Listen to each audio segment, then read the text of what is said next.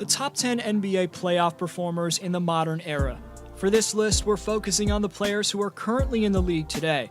Some stars can't live up to the pressure, others carry over their dominant play from the regular season, but this video counts down the players who fully live up to the moment. Stay tuned because you're not going to want to miss number 1. Only 19.5% of you watching this video right now are subscribed, so if you're looking for consistent NBA hot takes, then you came to the right place. Honorable mentions go to Kyrie Irving, Jamal Murray, and the main honorable mention goes to Damian Lillard. Dame doesn't quite raise his efficiency enough to make this list, but he's made some once-in-a-lifetime game winners and deserves a better team around him, so he'd be at number 11. Number 10, James Harden. The Beard has been called a playoff choker throughout his entire career, which is one of the most disrespectful labels ever put upon one of the greatest scorers in NBA history. Harden hasn't always pulled through to the finish line, and he has never won a championship, but that doesn't make his entire playoff career a failure. In 2013, he shot 7 for 22 to lose to OKC at home. In 2014, he had a whopping 2 points in the final 18 minutes of a closeout Game 6. In 2015, Harden set the record for playoff turnovers and lost to the Warriors in 5 games.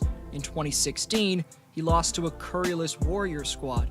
In 2018, him and his team missed 27 straight three-pointers when they were 1 win away from the finals. But despite all of these shortcomings, recently James Harden has been turning his playoff resume around. Since losing to the Warriors in 2018, Harden's averaging 29.5 points, 5.9 rebounds, and 7.4 assists, which is nothing short of exceptional.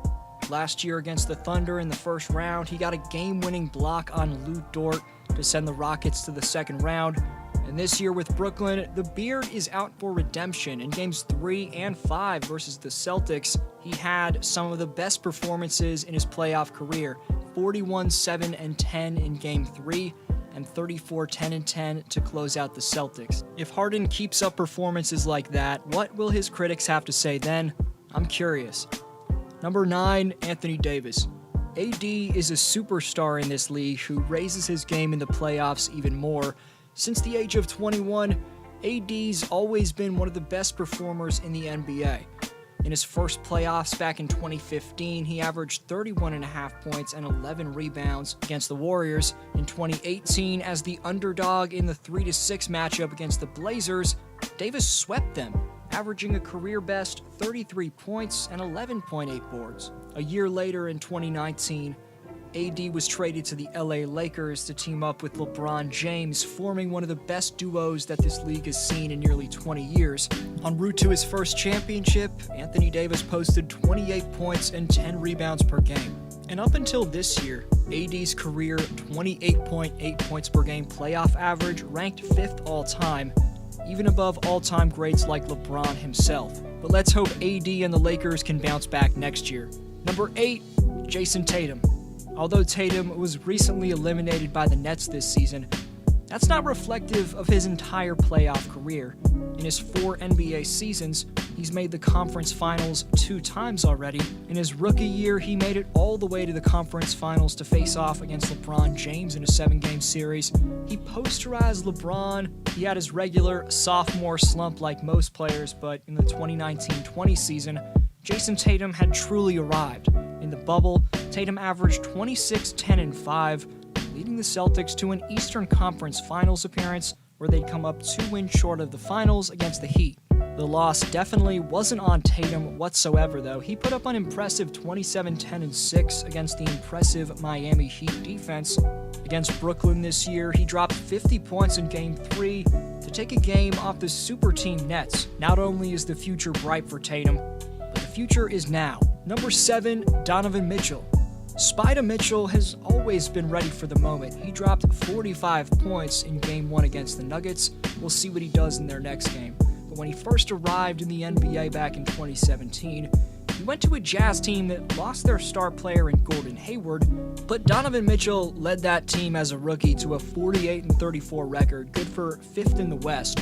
The Jazz were matched up with the league's former MVP Russell Westbrook and one of the best two-way superstars in the league at the time in Paul George. But Mitchell wasn't afraid of the challenge. He averaged 29 points, 7 rebounds, and 3 dimes to take down 2 top 15 players in the middle of their prime. That included a 38-point outburst to take the Thunder down in 6 games. Last season in the playoffs against the Nuggets, Mitchell had one of the greatest playoff series of all time, averaging 36-5-5 over a 7-game series. The Jazz ultimately came up 1 win short of advancing, but for Mitchell's playoff career, he has an average of 27.5 points per game, which is the 4th highest average among active players, and the 7th highest in NBA history. Let's see how far D-Mitch takes the number 1 seeded Jazz in these playoffs. Number 6, Luka Doncic. Luka's had the league on notice since entering the NBA. Scouts doubted his ability to transition to the NBA pace of play despite his impressive averages of 16, 5, and 4 in the EuroLeague tournament, leading Real Madrid to a championship and winning the Finals MVP of the EuroLeague at only 17 years old. In the NBA, there's only been more of the same. Last season, the 7th-seeded Mavericks matched up with the 2nd-seeded Clippers, and Luka Magic gave Kawhi and PG a run for their money. His co-star Kristaps Porzingis was injured for almost the entirety of the series, and only played for the first 3 games actually, but that didn't stop Luka from performing at the highest level. The sophomore Doncic pushed the Clippers all the way to 6 games basically by himself, averaging 31, 10, and 9 for the entire series. He dropped 40-plus points twice during the series and hit a legendary game winner in Game 4. Doncic came back the 2021 season with MVP expectations, though. While his team didn't live up to expectations, there's no doubt that Luka came back a better player. In these playoffs, Luka matched up with the Clippers yet again, and he took them 1 game away from the conference semis, ultimately falling short in 7. But Luka's 36-point, 10-assist, and 10-rebound averages carried the Mavs yet again, and at the age of only 22, he could be seeing a GOAT in the making. These next 5 guys on the list all have legitimate arguments for the top spot. Number 5, Nikola Jokic.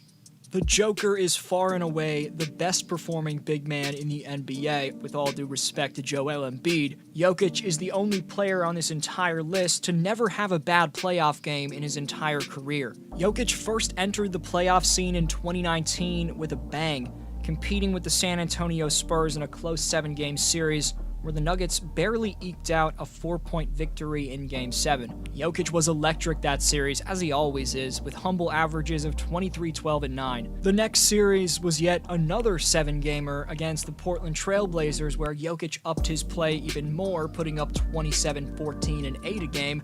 Unfortunately, the Nuggets narrowly lost the series due to suspect play from Jokic's co-star Jamal Murray. In the 2020 bubble, Jokic and the Nuggets found themselves with another 2 straight 7-game series, making Jokic's Nuggets the only team in league history to play in 4 straight 7-game series.